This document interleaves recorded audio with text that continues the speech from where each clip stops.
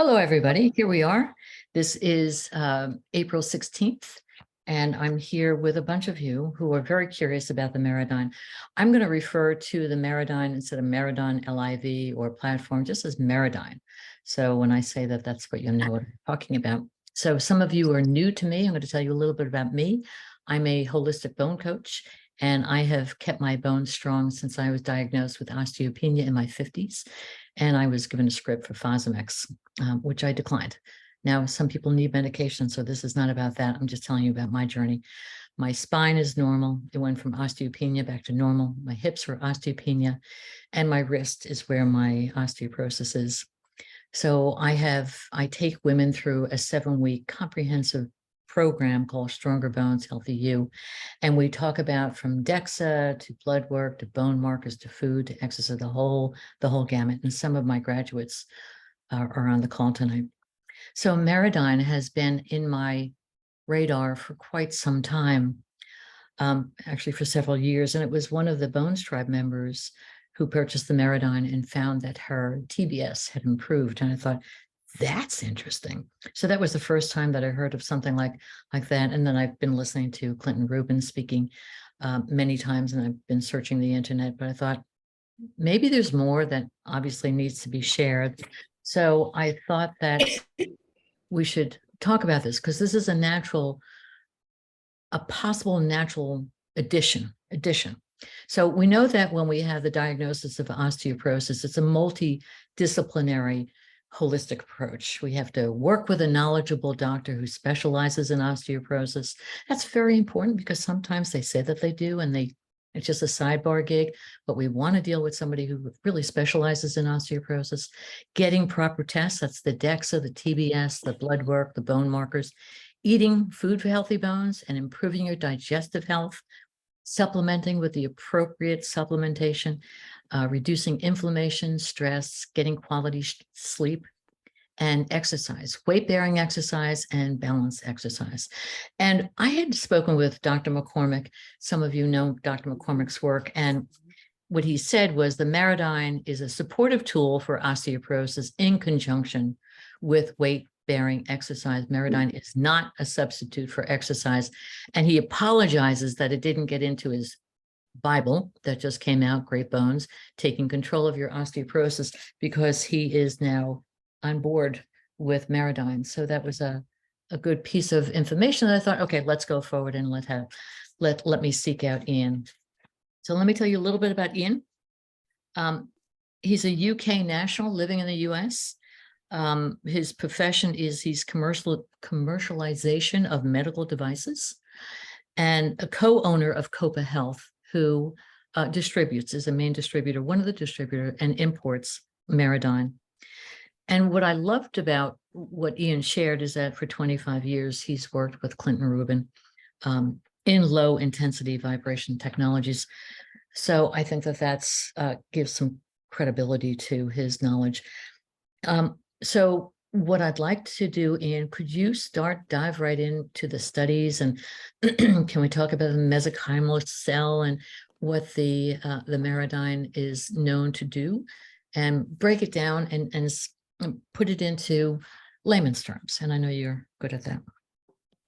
So if we do that as a very brief intro, then what we can do, if that works, is go through the questions and I can answer those as you had sort of collated them. Okay. Over the last period. So essentially what low intensity vibration is, as Irma said, it's an exercise. It's different to weight-bearing exercise that we would all know, like walking, running, jumping, which you would term as high magnitude, low frequency, because heel strikes, if you're walking, are about once a second. If you're running, it may be 2 or 3 times a second, depending on how fast you are. But the force levels that go through your leg at that time are big. Whereas with a Marodyne, you're creating 30 movements a second, but at a very small level of force. And we use the measure of acceleration because we're moving the person against gravity to create an upward mechanical force that goes up through the body, through the legs and the axial skeleton. But it creates a different response inside a couple of important pathways, which are in the long bone marrow. It suppresses the formation of fat, which is occurring increasingly as we get older in the bone marrow. And it's enhancing the formation of cells that are useful, like osteoblasts, which are the bone building cells, chondrocytes, cartilage, fibroblasts, skin, muscle cells.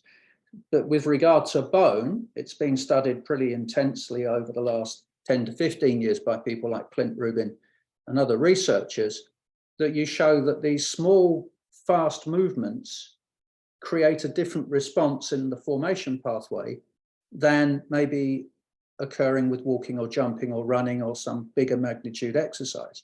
So essentially what you're doing is increasing the production of osteoblasts, slowing down the intrusion of fat into that new cell process. And the LIV also has a small role in impeding bone resorption, which is the osteoclast, like the Pac-Man that's coming around eating up the bone that we don't need. But increasingly, as we age, we're not producing enough. So that's been deemed a bad artist within this theatre that we're in. But actually, it's a very useful cell and shouldn't be completely impeded or eliminated. So the LIV has an effect on the resorption, but primarily what it's doing is creating more bone formation in the osteoblasts. And because it's mechanical, body load goes down, acceleration goes up. The structures you want to maintain, like the trabecular bone and the cortical bone, are being addressed by the LIV. So it does actually increase the size and the quality in the trabecular structure. And that's measurable with things like MRI scans. They can pick up substantive changes in around 6 months. And it also has some effect on cortical thickness, closer to the source of the acceleration. So in the lower leg, some recent data has shown sort of thickening of the cortex. But in addition, there is a quality maintenance in the trabecular structure, which is important to keep that sort of elasticity in the long bones. Okay, so let's stop for a second, because I just want to make sure that we're good with this. So as we get older, as I understand it, as we get older, we don't make as much osteoblasts. The mesenchymal, the whole cell relationship, it can either turn into fat or it can turn into an osteoblast. Is that, do I have that right? You have that right. And increasingly fat is being formed. So we want to stop that process. This is sort of at the bare bones of it all, right? So we want to stop that. We want to stop that process. But as we get older, things change. Like we get wrinkles and various other things happen. So we want to just quiet that down. Fat, skinny has been talked about within our community. Very slender women, and blood work has indicated that that may be the case. So this is just an important piece as far as the whole feeding the cell properly. Do I have that correct? Yeah, I think so. And what the LIV seems to do is increase the amount of mesenchymal stem cells. So it actually increases them more than they would normally be increasing. So it's essentially it's a targeted exercise. It replaces nothing. It's just additional. And it has some characteristics that you can't achieve with the usual exercise that people are doing.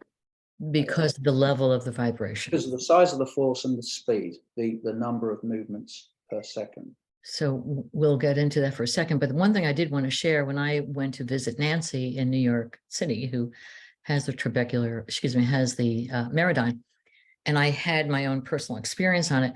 What I realized, and this, we're going to ask this question, a couple of these questions came up. What I realized is that when I stood on it, and the positioning, I thought had an impact. Like if I was leaning forward, it was like, oh, wait a minute, I'm supposed to be straight, and we're going to talk about this.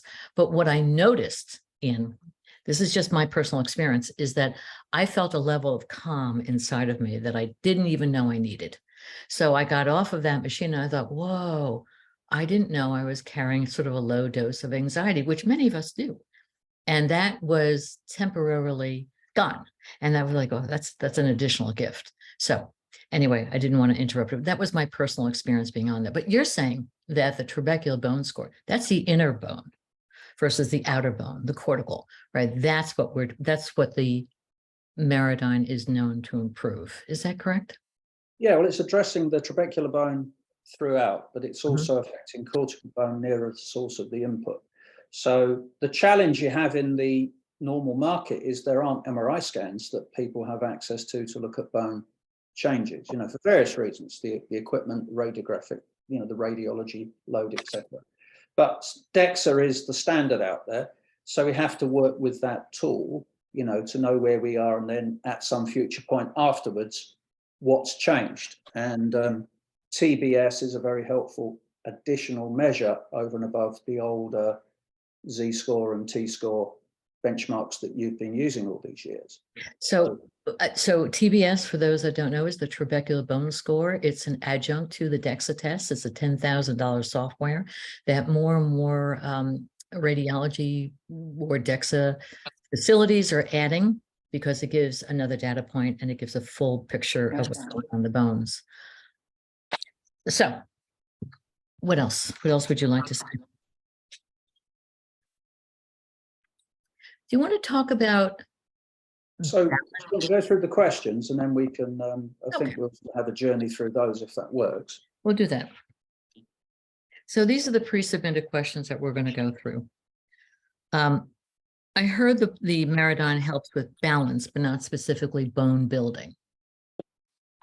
Yeah, so there's a publication that was by Dr. Leung from Hong Kong around 11 years ago, and he studied older women in the Hong Kong Chinese population. So they were basically women in their 60s, so postmenopausal, and they looked at bone effect, but also muscle and balance and fall rates. And they had one group with low intensity vibration and one group with just usual exercise. So it wasn't a structured exercise approach, it was just what those people did usually in their life over a year. So over a period of 18 months, they compared the groups and found that the LiV group had stronger legs. Excuse me one second. Vicky, excuse me one second. Vicky, can you make sure everybody's on mute, please? Okay, go ahead, Ian. So they found the LiV created an effect of stronger legs, better balance, less falling and less associated fractures to the falls in the group that used the LiV compared with the group that were just doing regular exercise. And that was over an 18-month period. Now, they didn't pick out absolutely enormous changes in bone. They picked out actual changes in bone, but his publication showed that there is a sort of musculoskeletal effect from LiV, particularly in the legs. So it is not just a bone builder, it is actually something that will help with muscle condition in the leg and balance that's associated to that. So, and one of the key things that we keep forgetting is that we want to prevent fracture, period. That's what we're up to. That's our end game. Let's prevent fracture. So if this is a tool that could possibly assist with that, that's a good outcome. I think that's your key because of the femoral fracture risk. Now, there's a study from an older group of people from Boston. It was done by Dr. Keel and other researchers in the late 2000s. And they basically looked at people with an average age of 82 years. That was men and women. And they used LiV devices over 2 years. Now, they found no substantive changes in bone and or muscle in men or in the women's femoral, in the women's spinal area. Now, when they looked at the women, and these were placebo-controlled trials, so you had basically a vibration plate that didn't move, it just made a noise, versus one that was moving and making a noise. So it was about as good as you can get to a randomized control trial with a placebo in it. And they found the women, though, who used a device that was active over the 2 years had 10% increase in their femoral bone in the area BMD in their upper femur, which is really important in terms of effect into the hip region, which is the catastrophic fracture, isn't it, that affects people's lives so significantly if you sustain one. Yeah. So that was really quite important, but it also had something maybe to do with when you start doing Marodyne or having Marodyne in your approach to things. Possibly earlier is better than trying to integrate it much later. So it shouldn't preclude people that are in their 70s, but when you start to go to sort of 80 to 90, is it something that's really going to make a big difference in you? It may well be helpful, but if you started at 70, it seems to show possibly more effect than if you're 10 years or so on from that age point. Okay. But the key thing is it does no harm. There were no bad side effects or any harms caused in that older age group. And that's really important, because if it is going to be utilized by older people, then it isn't something that's putting you at some form of risk, which when we talk about magnitude of acceleration, larger forces can be problematic. And so we'll go into that as far as the competition that's out there at a much different price point. Is Marodyne medically approved for osteoporosis? Yeah, so if you go to Canada, Australia, New Zealand, the European countries, Great Britain, Ireland, the Marodyne LiV is a class 2 treatment device for osteoporosis, and it's been through the European and the Australian and the Canadian health systems. Low intensity vibration plates, and that includes Juvent when I was working with it 15, 17 years ago, were approved in Europe and in other geographies. Now, the FDA over the years has treated these and still categorizes them as powered exercise devices. As I'm sorry, what was that word? Power? Powered exercise devices. Okay, so what does that So mean? they're not actually cleared or approved by the FDA for a treatment of osteoporosis. They're what we call a class 1 powered exercise device. So manufacturers and or distributors that work with them register with the FDA, that they have the device in the country that's on the database at the FDA for registrations, and the device is available on the market. So that tends to be a trigger for a whole load of other things that are in the questions that we discuss later, like product codes, product reimbursement, what you can actually say about it legally, overtly, those types of quite important issue. Okay, so let's dive into that as far as reinsurance or insurance coverage. No, at this point. Yeah, so generally something like a Marodyne would be treated as what's called a durable medical equipment. And that might be something like a treadmill, like a wheelchair, powered wheelchair, or some form of continuous passive motion machine, something like that, that's external and used as a treatment device. Generally, those have a code which is provided for the device, and then the device can be covered. So it's payment covered inside insurance vehicles like Medicare, Medicaid, private insurance, etc. So at the moment, there's no product code for any whole body vibration equipment that I am aware of in the United States. And then that's the precursor normally to some form of insurance coverage. So You have to have a code. a number of steps to go through if it's ever going to be something that CMS would actually assign payment to. If it was a vaccine, then we would get it through with the FDA, but it's not a vaccine. Sorry, I don't mean to be sarcastic, but it's going to go through its own slow process. But the possibility of a health savings account or a FSA account could possibly be used towards the purchase of the machine.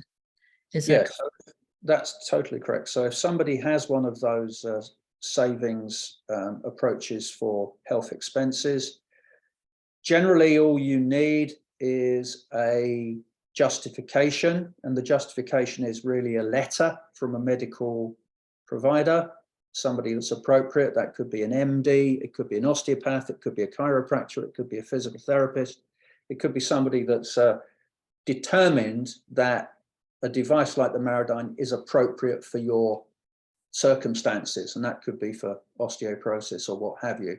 That letter just needs to exist, and you keep it in your tax files, so that if you're asked by the FSA provider or by the IRS at some future time point about why you spent that money on that device, you've got some evidence that says it was for this purpose. Okay, documentation that states that. Okay, so the question about monitoring the progress, there's nothing to do about that other than the DEXA test at this point. Yeah, so we talked about LIV. It's acceleration of the body standing on the plate. So the individual is upright, their body weight's going down, and then the acceleration from the device, which is into the bottom of the feet, travels through the legs and into the axial skeleton, eventually reaches the head. So, but there is no measurement other than the DEXA, because you said MRIs, we don't, well, you're making it. Yeah, and also, you know, blood markers, urine markers for absorption or turnover. So you're looking at that? You're looking at that piece as far as the people have, but it's quite difficult to correlate to the whole body, because the acceleration doesn't affect the arms, for example. So it won't have any impacts on your wrist or other parts of the arm. It will affect your legs and your spine, and then depending on where those are being measured, so the femoral head, trochanter, the lumbar spine in L1, L4, S1, that region, the lower spine, obviously, you know, it's being assessed, so it's measurable, and the benchmarks are pretty well understood. So the effect of the LIV, which is clearly going to those regions, can be correlated to some changes in your DXA tests. Right. So I think at the moment, that's what we've got there. And if TBS is coming along as well, more broadly, then that's going to be helpful, because the LIV does have an effect on the trabecular structure within the bone architecture. Yes, but as far as the bone markers, that's what Ian was talking about, whether or not, I always recommend people get bone markers to see if they're currently losing bones, especially before going on medication, during medication, and work with their doctor around that. So whether or not you're saying that they could be a benchmark is something that we don't really know about, right? As far as the bone markers. Yeah, correct. Okay. And then if you're measuring muscle, you can see changes in muscle strength in around 6 months. So if physical therapists are involved and they're looking at assessment of somebody's ability to walk, get out of chairs, do various exercises, balance on a unbalanced surface, for example, where you're looking at the center of pressure measurements and people sway, then you can pick up changes in the musculature much more quickly. But for bone, if you're going to use an LIV device, you've got to wait at least a year between your baseline DEXA and then the second test that you have after you've used the device, to see what change may have occurred. So that's very, very interesting, because to build muscle is what we need to do as we get older. It's harder and harder to build muscle. I mean, unless you're doing heavy weightlifting, and then that's a whole different thing. But that's a very important point. And again, going back to the balance aspect is key, because if you're balanced, you'll less likely fall, which less likely will fracture. Okay. So how about, do you want to talk about the G-force and all that other groovy stuff? Should we do that?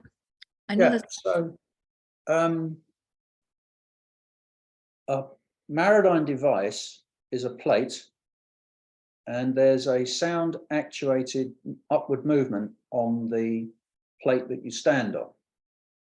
And there is a control software in the device that measures the load that's going down onto the plate on a continuous basis. So the first thing it does is understand the load that's initially on the plate. So each of us on this webinar has got a different body composition, a different weight, a different dynamic mass.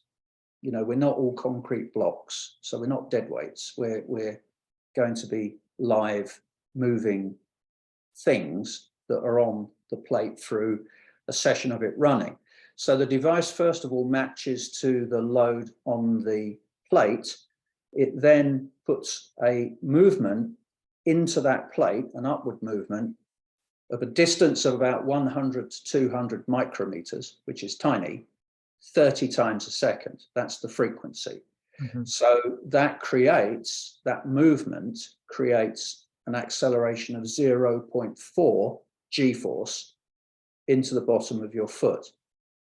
Now, as it travels up through your legs, it attenuates, which is the sound equivalent of absorption for water or other fluids. It attenuates around 25%. So 0.3 g-force gets to your hips and lower spine, and then it attenuates further before it gets to your head.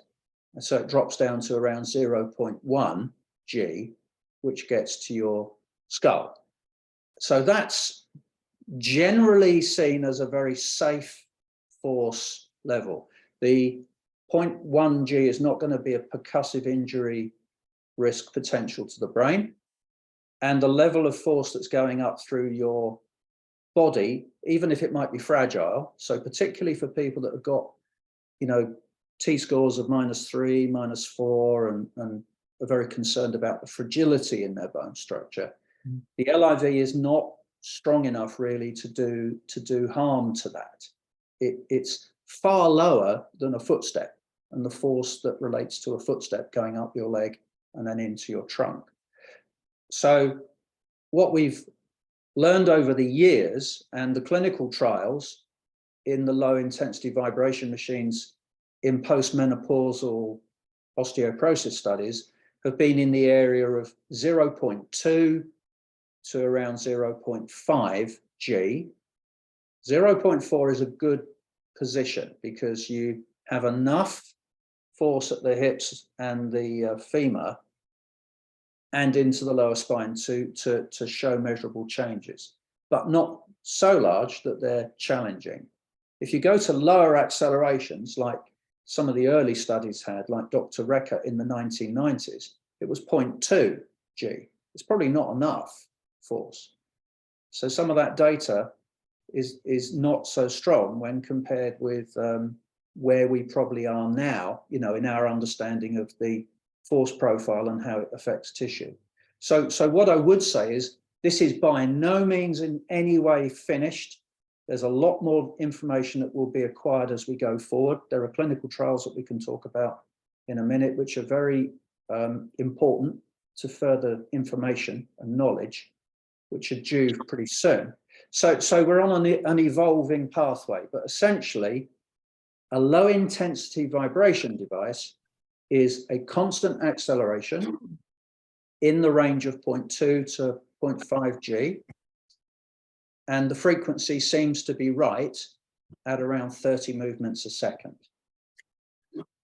Okay, so let's get into some of the questions that have come in and are like coming into the chat, which is any problem if you have knee replacement, hip surgery, any metals, any screws, any issues with that?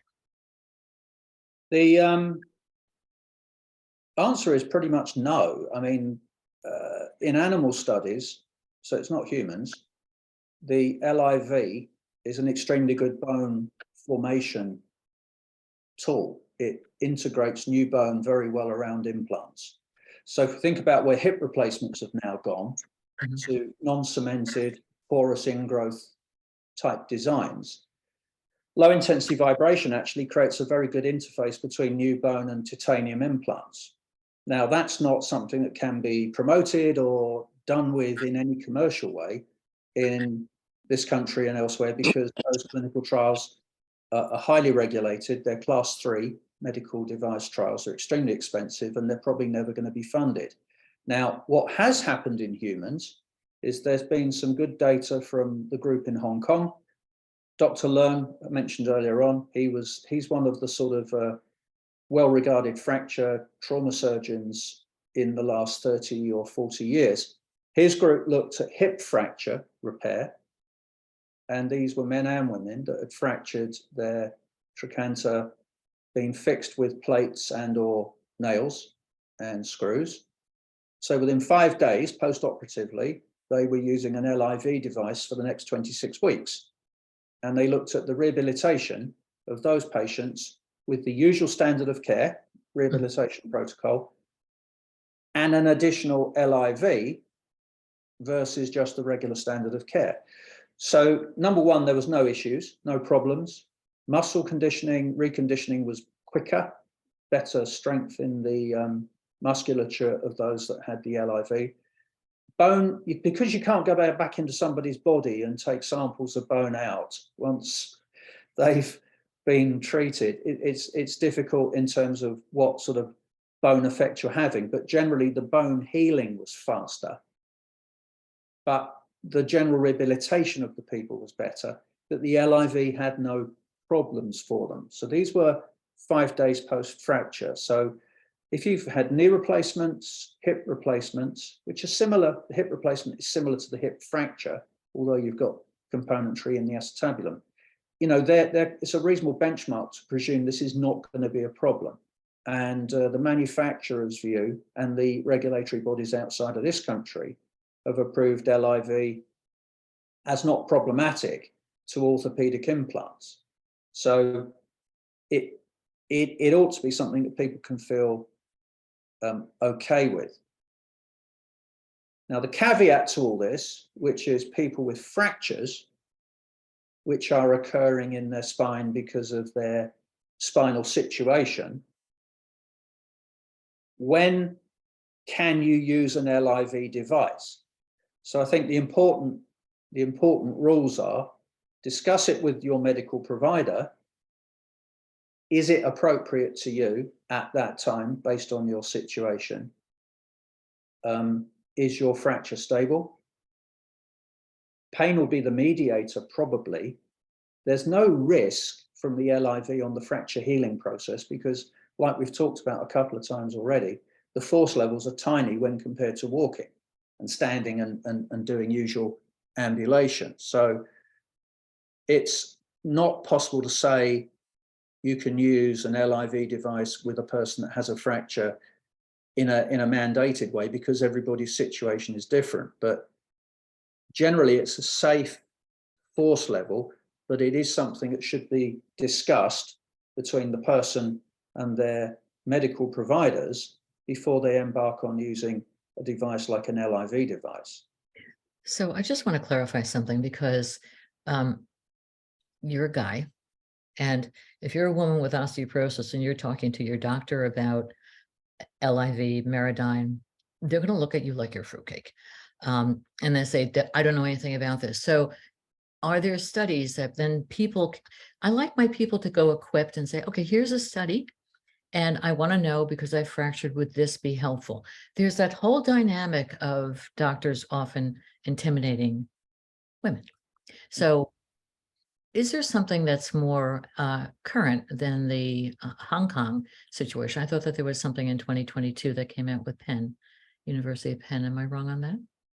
Yeah, that wasn't in hip fractures. I mean, it didn't show fractures. It was a very good imaging study that showed the anabolic nature of the LIV and how it builds the trabecular bone structure.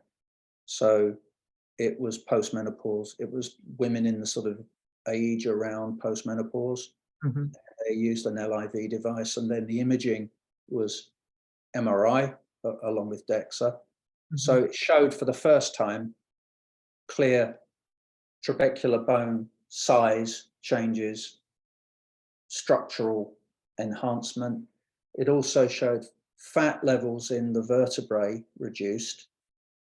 So it's really a sort of working model of the hypothesis that we talked about earlier on, that low intensity vibration creates a different behavior response in mesenchymal stem cell behavior, suppressing fat, biasing osteoblastic formation. There's no study I know of at the moment that's looked at thoracic fractures or anything in that area where you use an LIV type device. So I think we're sort of into individual people's own experiences with the device and how it may have acted, you know, when they were in that situation. So there isn't a sort of low intensity vibration fracture study. There definitely will be nothing in the higher magnitude acceleration because it's a contraindication in most cases. All right. Higher accelerations. So it feels like I want you to say, yes, Irma, this is exactly what you need. But it's like a calcium supplement. If I take a calcium supplement, will I have osteoporosis? Yes.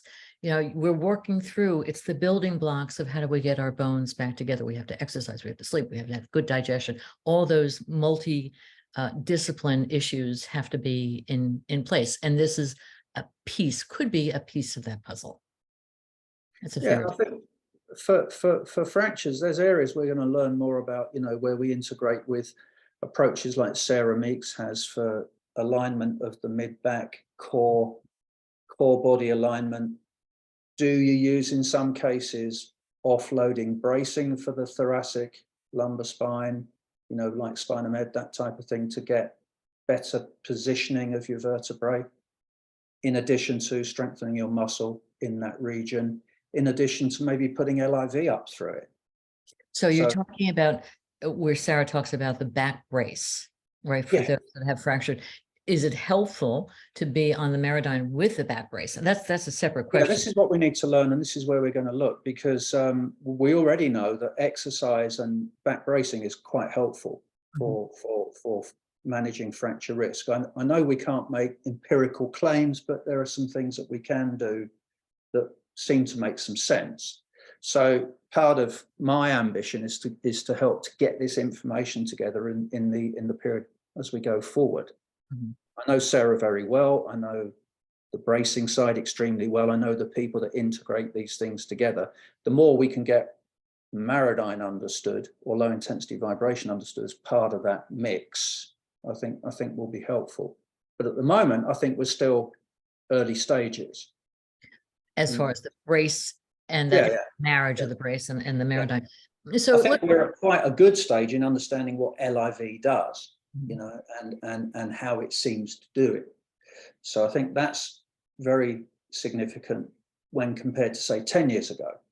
So there's a much better information set than we had at that time now, and we'll have some more useful information within the next 1 to 2 years from, for example, the study that Belinda Becker's been doing in Australia called vides. Yes. Because that's targeted high impact resistance exercise training with LIV or LIV on its own or that on its own, with a specific target of looking at the hip fracture risk in postmenopausal women with osteopenia and osteoporosis. So for those of you that don't know, Belinda Becker is doing a tremendous amount of work down in Australia. She works with Sherry Betts, who is a physical therapist who focuses on osteoporosis, and they were doing a study together. But Ian is talking about a separate study, which is the vibe more. Is that what you're saying? Yeah. Versus the lift more, which was the program that she had been developing. Okay, so if you are on the Marodyne, and this came up a couple of times, should you be multitasking? Is it okay to, bend over on your cell phone or do some computer work? Or is it important to be upright and not multitask, and 10 minutes twice a day is ideal? Yeah, you don't want to mask. So if you're looking at your side view of your body, you don't want to be multitasking and doing that to your mid-back or your neck. You need to be straight, ideally. So if you were giving a really simple answer, if you're standing on the Marodyne for 10 minutes, it should be gentle standing, looking at something nice and thinking nice things. So it's like aligned to posture, your position, maybe being tense in your trunk, relaxed in your trunk, seeing how your shoulders, your hips, your feet are set up. If you have a full length mirror, using that to look at yourself. If you're doing a side on, how are you helping with your curvature in your back?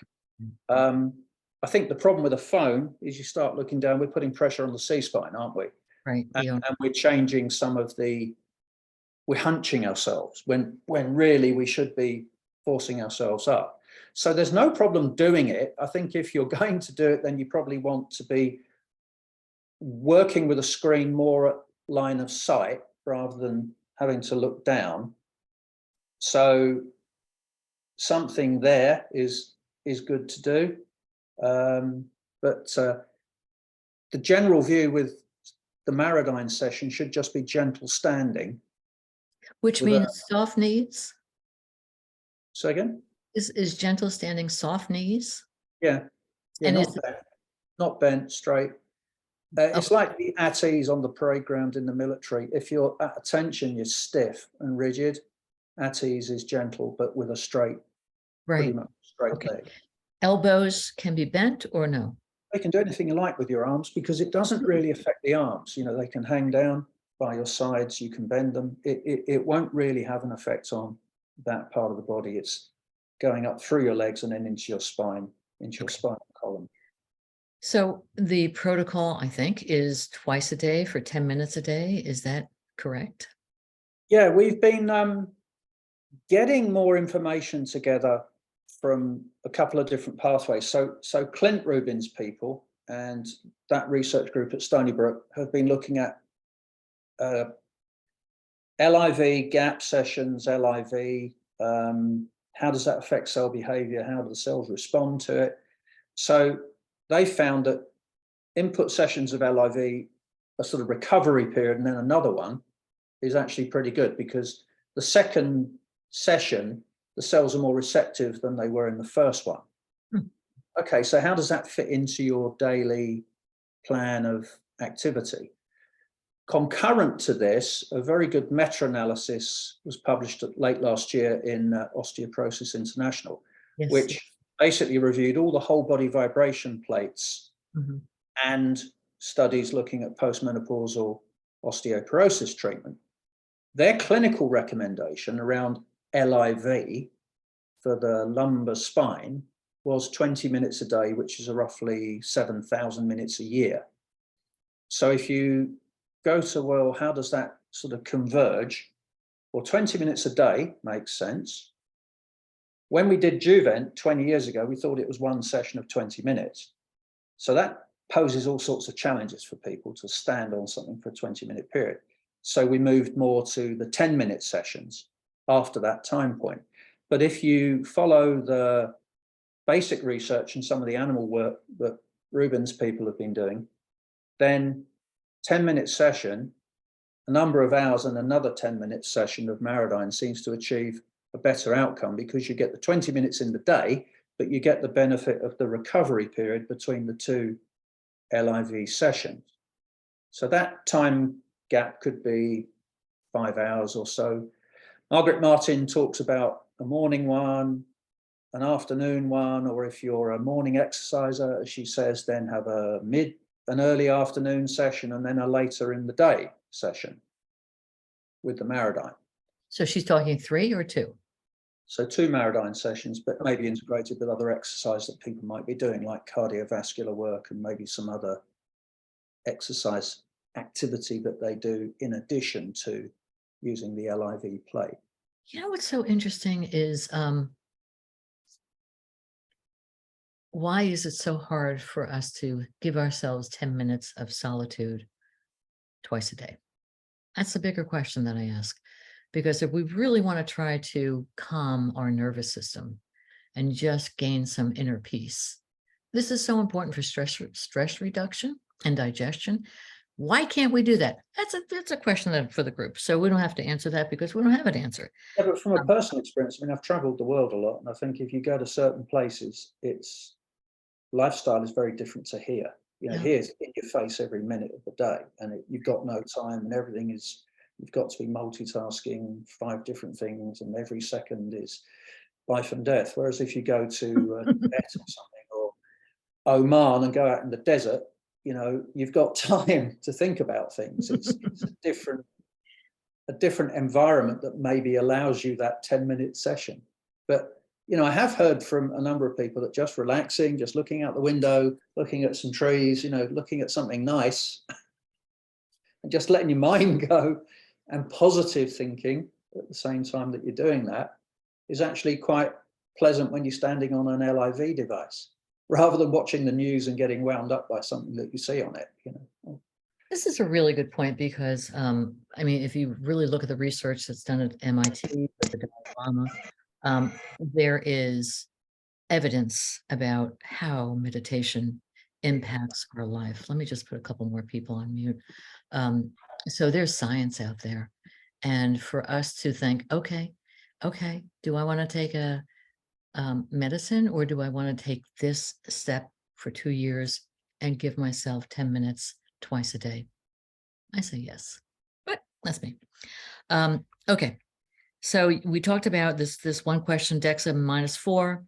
Should you avoid vibration plate because you could possibly fracture? You're saying no. No, I think you must have a conversation with the medical provider if Okay. you're at a -4 T-score, because there might be circumstances that are going to challenge you. Mhm.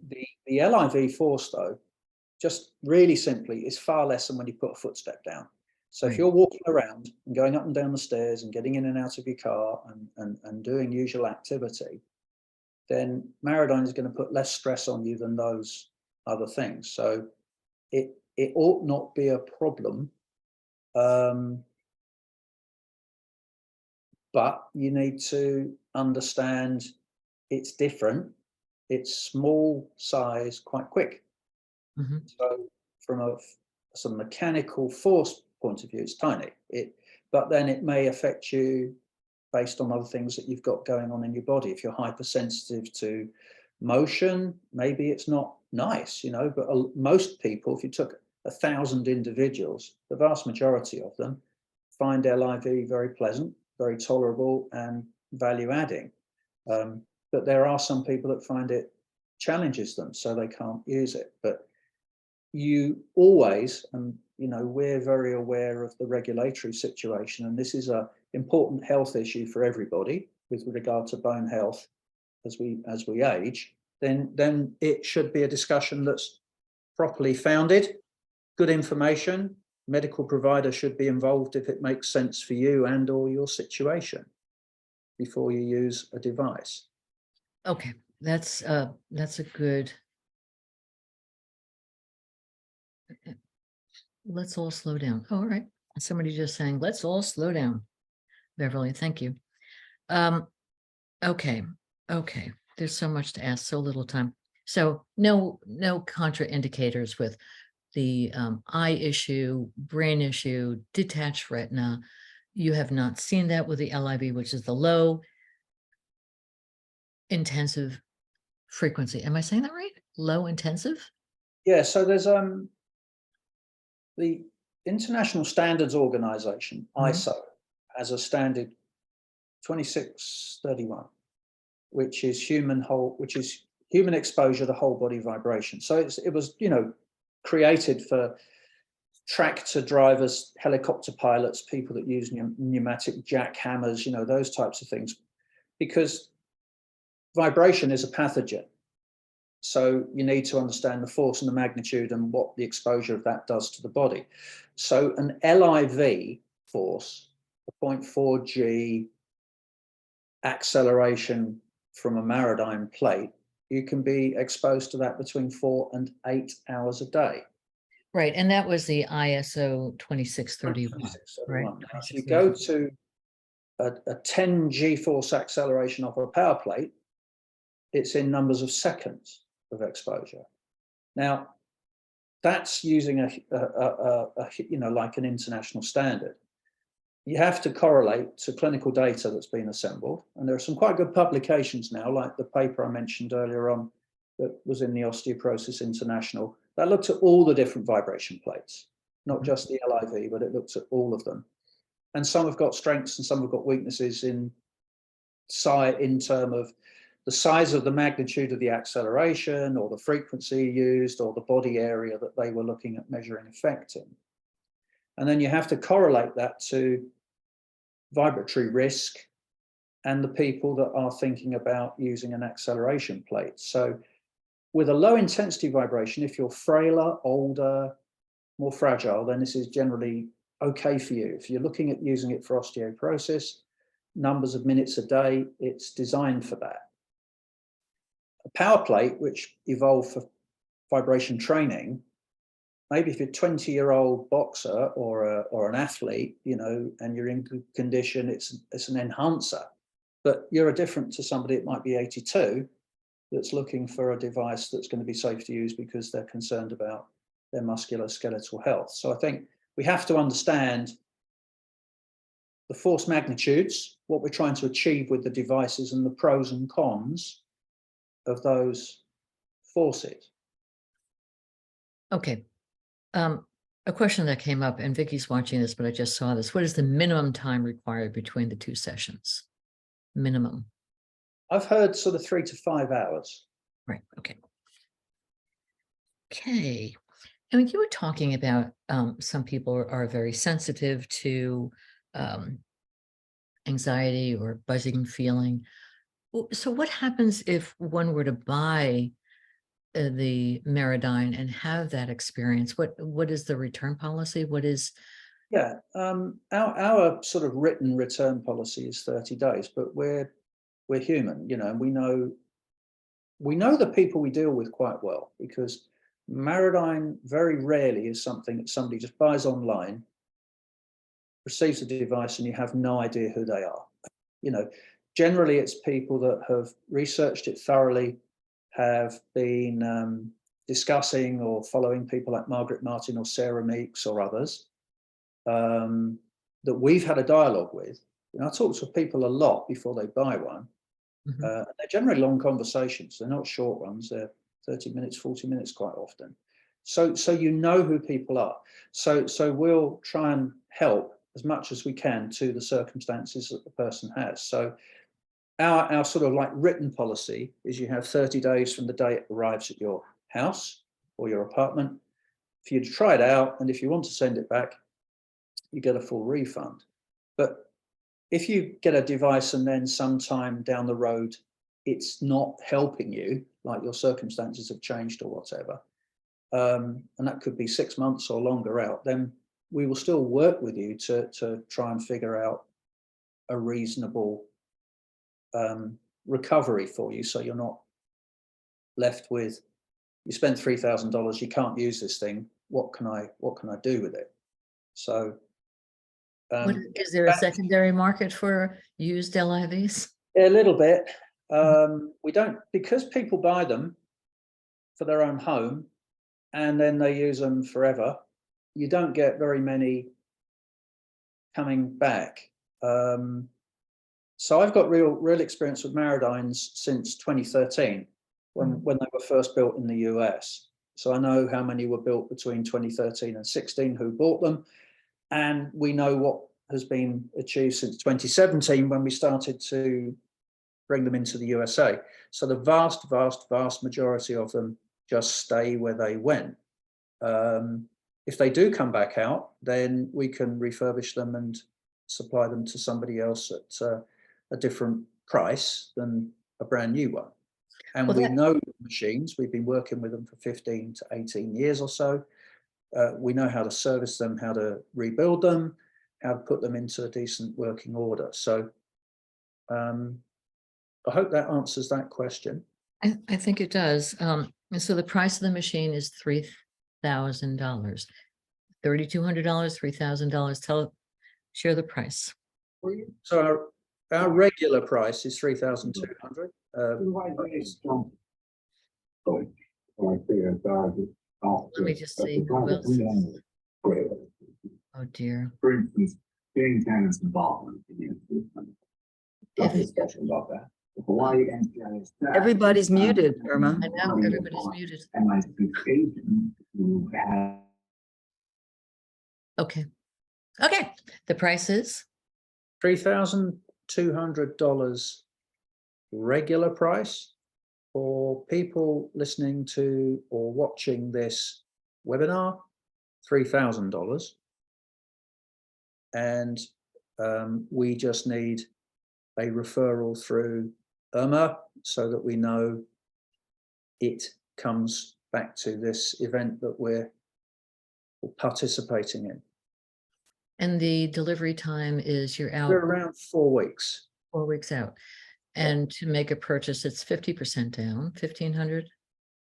Yeah, and then the balance when the device is being ready to ship to you. So we control the entire supply process from the factory in Germany and the deliveries within the States. Now, our lead times may improve actually as we go further forward. So hopefully we would get towards what we want to be able to do, which is have them in stock and be able to supply within 5 days. But based on demand and supply factors at the manufacturer, we're closing the gap, but we're still in an average of around 4-week delivery time. And what's the lifespan of the LiV? How long does it last? Well, I've got real-time experience of 11 years now. Could go out to 20. I mean, they're built for at least 10, or Okay. so between 10 to 20 years. Mechanically, these things are really, really tough. It's going to take a serious impact to damage it from a mechanical point of view. So if you drive your car over it or something, yes, it will get damaged. But normal wear and tear from people standing on it and usual activity that you have with it, no.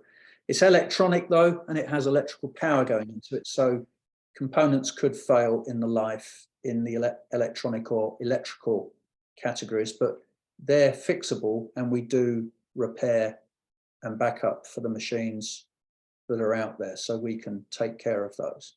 And we have done. We've been supporting all the US built units that we know about for people, and we've been supporting all the German built ones that we've been importing since 2017. The product comes with a 2-year warranty from the day you receive it, but these are highly reliable. So, you know, for normal use, they should not give you a problem. All right. And tax and shipping, is that, talk about that, please, Ian? Yeah, so shipping ranges between about $70 or so on the East Coast, up to about 100 if you're on the West Coast. We're located in Southeast Florida, near Miami. The other tax is charged to Florida residents, and at the moment we're below the nexus levels that are required as an out-of-state supplier in most states. So there tends to be about $100,000 a year, or $500,000 if you're in California or New York or whatever, threshold that you have to go past. And if you are past that, then you have to deduct sales tax. So at the moment, we're still below the nexus levels. I want to circle back to support. One of the participants said that on one of the sites, the NOF site, which is no longer NOF, has a different name, that there was a problem with the machine shutting off and lack of support in fixing the problem. Are there other companies that are distributors for LiV? One other, but I don't want to make any comment about that. I'm not asking you to make a comment about that, nor should you. All I can do is tell you what I've done Mhm. ever since I've worked with this, and ever since I've had my company with my business partner. We take care of people and we can fix problems. So that's our Good answer. That's a good answer. Okay, so before we go, and yes, there will be a recording. Yes, I'll send out the recording. And there are many, many other questions that came in, and Vicky's been culling through them. And if you have to leave, by all means, sign off. Ian, can you stay a little bit longer? Yeah, of course. All right. I wanted to ask the comparison between the other plates that are out there, the Amazon buy it now for $100. I think that we really need to deconstruct that a little bit versus the LiV, the Marodyne. Can you talk about that? So let's take Marodyne. So Marodyne and Juvent are the 2 low intensity vibration plates which are available in this country. I was a founder of Juvent in 2003 with Clint Rubin and others, so I know that device extremely well. The company wasn't successful. It went through a Chapter 11 in 2009 because it couldn't fund a clinical trial that was needed for FDA purposes. And we basically ran out of money when there was no money to be had anywhere as within the 2007-2008 collapse of the economy. Mhm. So product rights for the Juvent were acquired by a group in Florida, and they've been manufacturing the Juvent device since about 2012, I think, sometime like that. And then the Marodyne company was formed around 2010, and the Marodyne device came out around 2013. So there's two low intensity vibration devices here. I think a Juvent's about $6,000, I believe, its price. It's a 0.3 G-force, but it's like a Marodyne. It matches the load constantly through the session of use and always puts into the person 0.3 G. Marodyne, as we've discussed earlier, is a 0.4. Anything else, and these are both patented, and the method that they use to maintain the acceleration in their design is patented, so they're different to the others. So if you go on Amazon and buy a $500 unit, it won't control the acceleration. It's maybe manual controls based on how far it moves and in what directions it moves, and then how many movements a second it's running at. But in that vast majority of cases, the acceleration levels coming off those devices are greater than 1 G, and they can be anywhere from 1 G to 15 G. So that's serious movement, and it's like analogous to shaking, quite serious shaking. So you have to stand on those things differently. You've got to generally bend your knees, suppress the force levels. With a Marodyne, you stand straight up. With a Juvent, you stand straight up. So you can't really do that on a higher acceleration level because of it's very uncomfortable, and it's going to challenge your brain. And it's not much fun, I think, being hit 30 times a second by Mike Tyson. So whether a big acceleration is analogous to that, I'm just making a supposition. But I think if you're looking for low intensity, then you've really got to go shopping with the Marodyne or the Juvent. Anything else is different. So, Vicky, did you have a number of questions that should be presented that were different than what we spoke about? Well, I think you've covered really so many of them, but there are just maybe a couple here. People wanted to know if there's any place you can see a demonstration of how it works, was one question. Or a place. Yeah, there's a few hospital physiotherapy or private practice physiotherapy, or possibly some chiropractic centers that have them as part of their programs. And they'll generally have them for people to see and get to know. I mean, the machine is designed for use at home, so it needs to be in somebody's residence because they're going to be using it every day of the year, maybe, and like we've been discussing, probably twice a day. So it is something that you've got to have. Our period, the return period, allows you to get it, and if it's not right for you, you can send it back and you get your money back. The thing is, you obviously have to pay us before we'll give you the device, but at least you've got that ability to try it out. But general access to them in places you can go and see them, no, not so much, because they're every day, more than once a day use. Other whole body vibration plates, like power plates that you might use twice a week or 3 times a week, it's different because quite often there are people going along as part of programs like OsteoStrong or whatever. They may be going and using a device now and again as part of a program, or they might be in their gym or spa or other location based on those WBV equipment being pretty popular, about 14, 15 years ago. So there was quite a growth at that time in the higher magnitude acceleration training products that are out there. So just remind me, if my weight is, I'll just say 130 pounds, I stand on the machine, somebody heavier stands on the machine, it's recalibrated to their weight. Yeah. Yeah, it does. So my wife's about 140. I'm about 185 to 190. When we both use them, they match the pair of us. Why do you use it? I just go on it sometimes for relaxation. I like it. Or if I'm stretching, if I've been doing some boxing or something, I just go and stand on it and stretch. And it's quite nice. Interesting. It's Interesting. quite good after cycling as well. If you've been doing a long distance bike ride or something and your knees hurt, so you can get on there and like a Ah, massage in a way. okay. Okay. And there's nothing that can build bone in the wrists and arms. You can't stand on the. And you can't really do a plank on it for 10 minutes.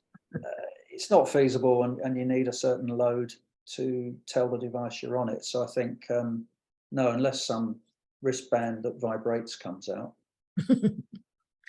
Vicky, anything else that you found? People want to know if you turn the machine off in between uses.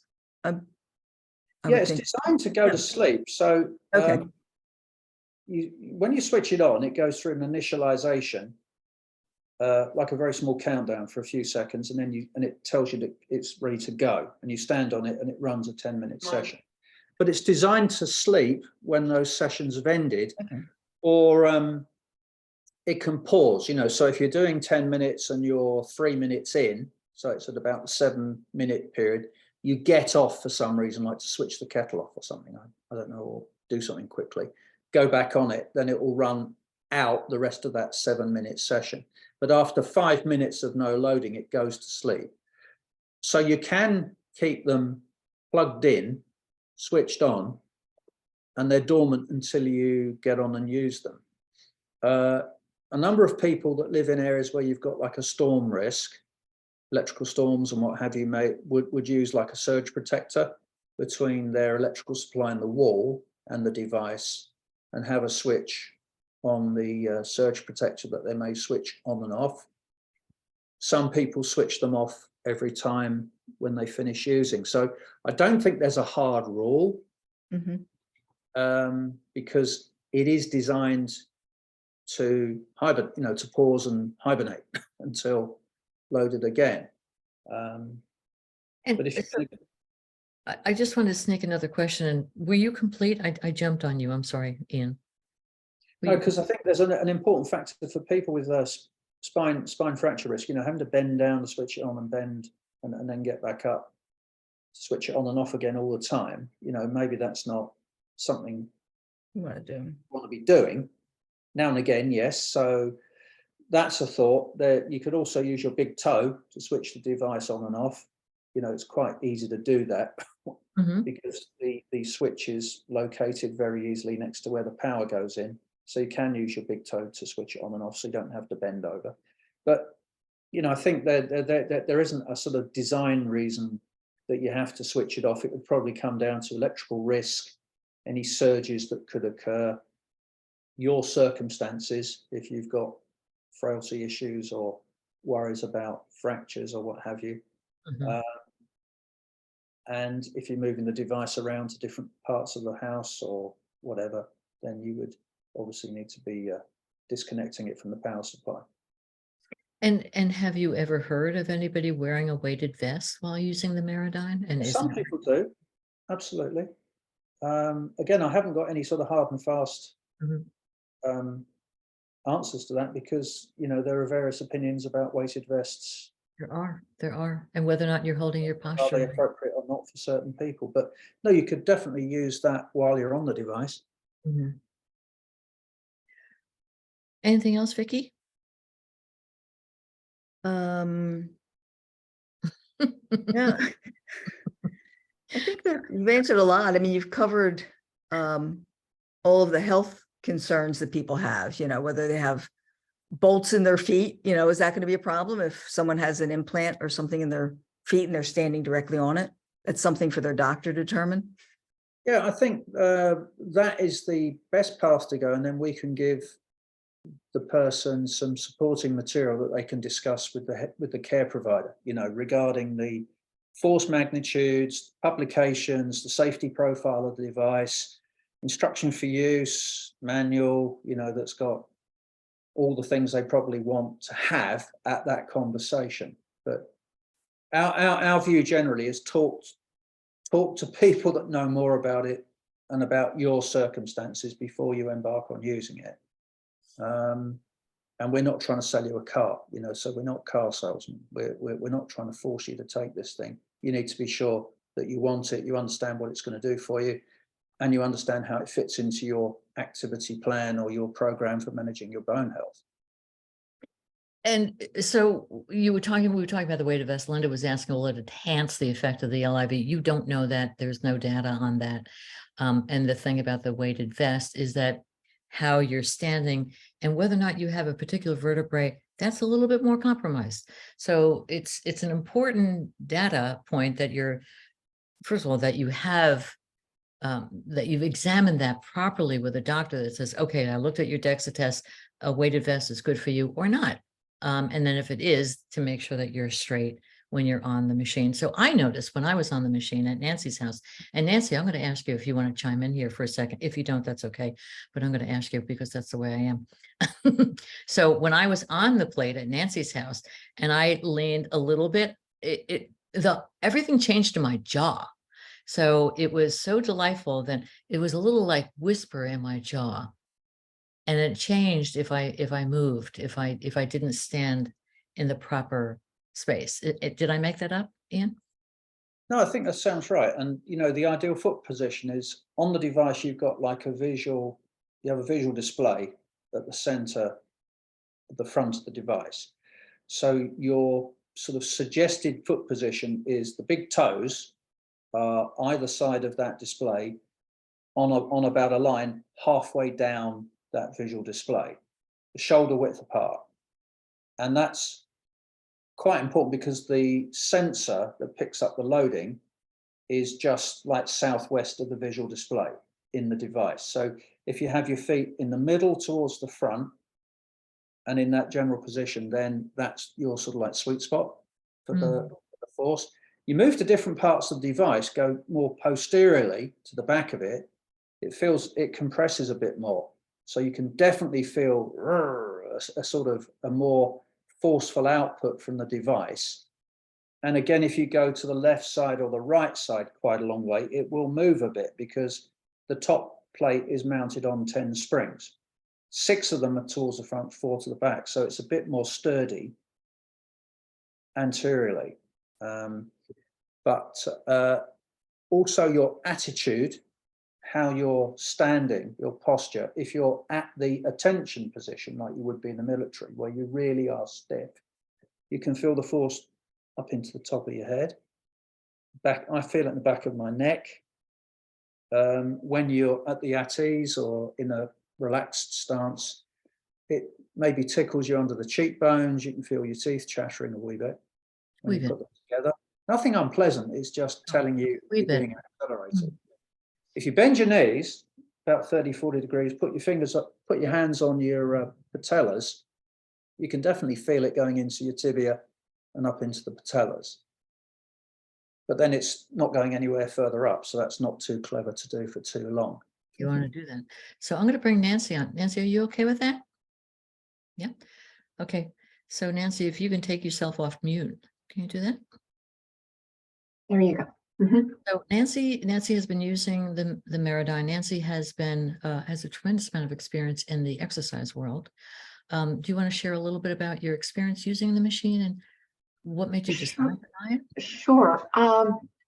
I was very interested in the Marodyne after the presentations that I listened to last year at the National Osteoporosis Summit. I was really fascinated by the prospect of using this. So I did order one. I received it last March. I use it most days. I didn't realize the twice a day, 10 minutes. So now I'm going to up that. I've just been doing it once a day. I'd had a DEXA and a TBS after about 7 months of using the Marodyne. The thing that was quite interesting to me was that my TBS increased from the year before 1.37 to 1.42. And my DEXA scores were about the same, maybe just a little bit better for the spine, a small percentage decrease in my hips. But I told Irma about the change in the TBS, and we were trying to determine, was that increase as a result of using the Marodyne? At about the same time I started using the Marodyne, I started a strength training program. So I was doing that in conjunction with the Marodyne.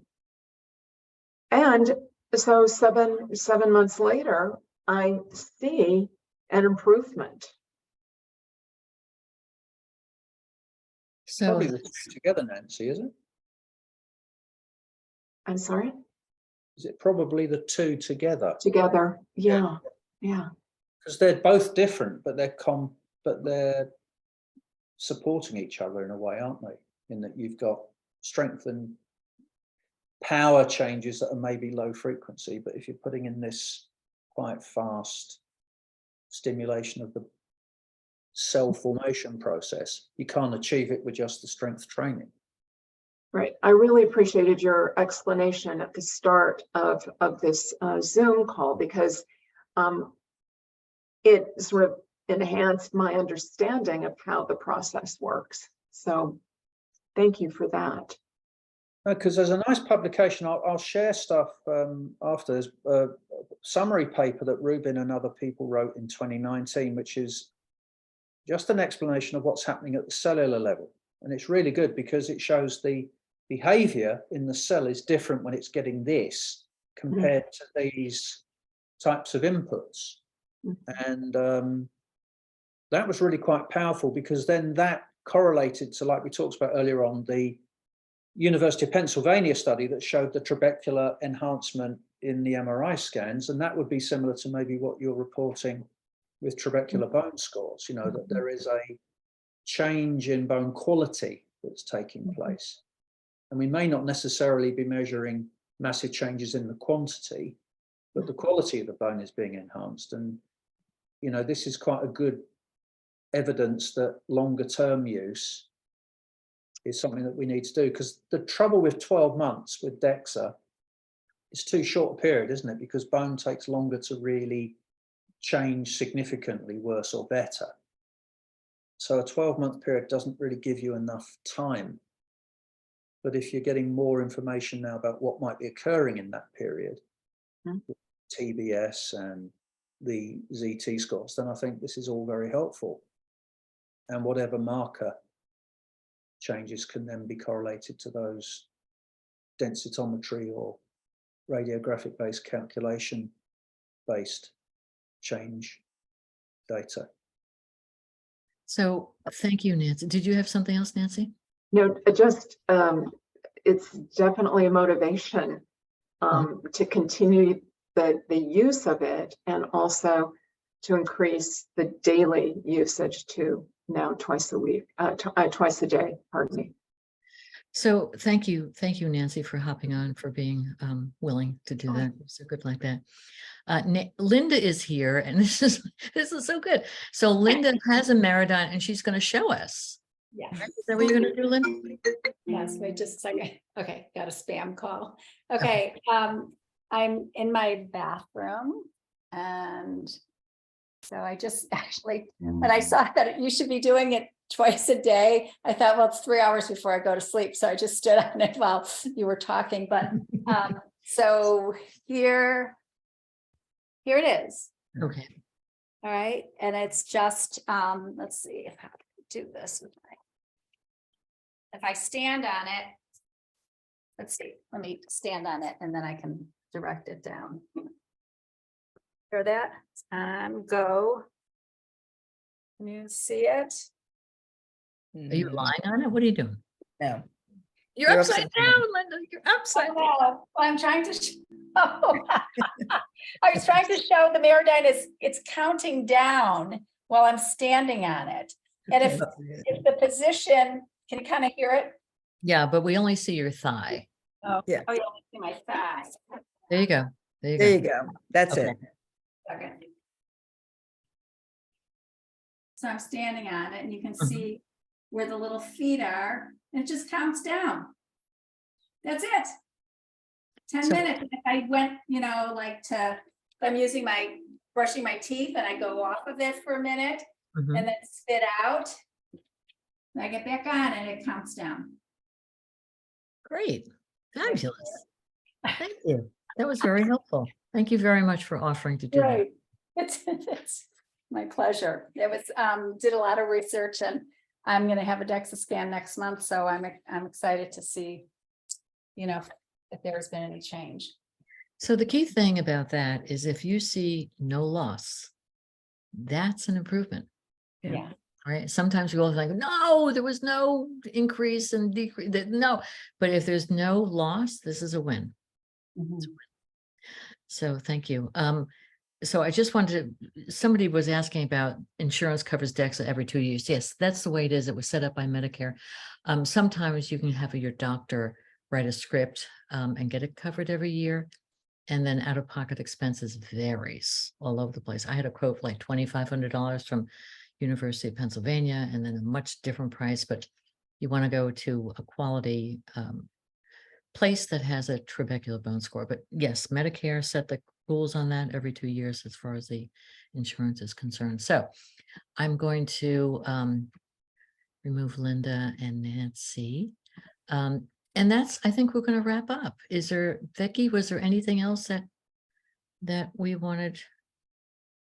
Oh, Karen was asking about her 8-pound cat isn't enough of a load to wake up the device, right? They need at least 66 pounds. Yeah. Oh, so is there a A website? tiger or something, you'll be okay. Is there a Is- website? Is the website up? Is it operational? What's going on with the website? Yeah, Marodyne.us is running. I mean, we're just upgrading to a new, more video based. So we'll have some new video and other materials. Also, our shopping cart process, our e-commerce process will be through Shopify rather than PayPal, which we've been using so far. So it'll be a much more straightforward purchase process. And Really? it's, Irma, I suggested a question in advance and posted it in the chat. Maybe you could, Who's this, my this? name's Paula Katz. Paula Katz. Hello, And Paula. maybe you could ask why it is so expensive. It's just not affordable for most people in this country who would love to use it. And the large majority of people just can't afford it. And one would think if you made it more affordable, you could increase your volume sales and help that many more people. yeah, it's good. It's a good question, Paula. We're tied to where it's made, the materials that they use in it, the labor that they use to produce it, then the physicals that we have to deal with, like we've got to ship it across the Atlantic. You can't put it on a boat. It has to come air freight. And then we've got to get it into the US and then use US freight carriers like FedEx, etc. And then we've got to take care of the US based business. So these are expensive for us to buy to start with, based on the current design. Now, whether in fact there's a redesign in the future, which could be less expensive, could we manufacture in the United States? Would that change things? You know, there are circumstances that could be beneficial as we go forward, but at the moment we're pretty much in this situation that we are in, which is produce it in Germany, get various parts from different locations, have to change all your manufacturing sourcing because of COVID and Ukraine war and all sorts of bits and pieces in the electrical part supply chain, re-shift from China to Europe to get cases, housings and other bits and pieces. It's a class 2 medical device, so everything you do has to be documented, validated. You have to go through a large amount of regulatory work, audits and all sorts of things to be allowed to make changes. And that just ramps up cost. So yeah, I think it is a challenge for most people at $3,000. And if we could change it in the future, we're definitely motivated to look towards that, but we can't do it with the current device that we have. You know, it costs us a lot. And we've got logistic issues that we have to deal with, like you've got 3,000 miles of water or something between where they build them and here. And then we've got a big country that we live in, you know, which is as big as Europe. So Thank you. I can't give you a fantastic answer, but you know, we're not profiteering pirates or anything. You know, we're realistic, and we understand the challenges that people have at this time in life with a subject like bone and fracture risk management and trying to keep a good quality of life. So can it be purchased in Canada? Yeah, you pay more up there, but it's a Health Canada approved device in Canada, but they're more expensive than they are in the USA. And we invalidate distributor contracts if we supply something to Canada or a Canadian, or the Canadian company supplies it down here, or we try and supply the UK, or the UK tries to supply it to here, because it's electrical medical, like we were talking about, and it needs warranty and support. So if a unit fails, who's going to take care of it? Who's going to support the manufacturer's warranty, for example? So there are true factors. And then if you go to the other geographies like Europe, Canada, Australia, New Zealand, Great Britain, those distributors have to be registered entities with their local agencies for medical devices, like Health Canada, for example. So you then have import issues, export issues of a medical device in other places. United States is a lot freer because it's just a powered exercise device. So things can move around more easily, whereas in other places it's a bit more restricted because it's a medical device. So you had talked about at some point you're putting a video on your website, because Trudy was asking who tells you how to use it. Well, there's a the manufacturer has to, because it's part of the instructions for use. So there's a pretty comprehensive book that comes with the device on how to use it. On my website, marodyne.us, for a number of years, I've had video from people like Sara Meeks explaining how to use it. We've had how to unbox it and set it up and run it, and other materials that you can look at, which hopefully is useful. Okay. So as we come to a close, if you're interested in learning more, Ian, how do people reach you? Ian, IAN, @copahealth.us. And if you would be .us, and if you would be kind enough to CC me on that communication, that would be great. Very, very helpful. So no payment plan, right? Just one last question I was going to get in there. Yeah, I mean, we're a care credit provider. Okay. Approved. So if you have care credit, you can purchase the device in a number of plan approaches they have. There's a 2-year repayment one which has an interest rate applied. However, there's a 6-month repayment which has no interest. We just eat a higher fee from the care credit, but that gives you the ability to split the cost over 6 payments. There are also some PayPal related payment plans, you know, buy now, pay later. I think they're 4 and/or 6-month periods. Okay. Ian, one more time with the email address. Somebody was asking, I think I did it too quick. It's Ian @copahealth.us. IAN @COPAHEALTH.US. Okay, so I put it in the, oh, thank you, Vicky. So Yeah. fast. This is good. Vicky's quick. Okay. Ian, thank you. Thank you for giving us so much time and information.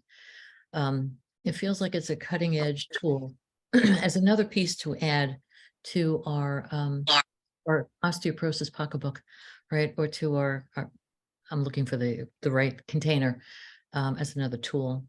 So thank you. Thank you very, very much. You're So- welcome, and happy bones to you all. Happy bones. Thank you, Ian. Thank you, Ian. Before we go, if you want to just thank Ian and anything that you want to say in the chat, that would be so nice. It's lovely to when somebody gives so much time just to get some feedback. So Excellent presentation. Thank you very much. Very helpful information. Thank you both. You're so much. welcome. Thank you. All right. So Ian's gone. He hung up. Ian's gone. He went bye-bye. I should stop the recording.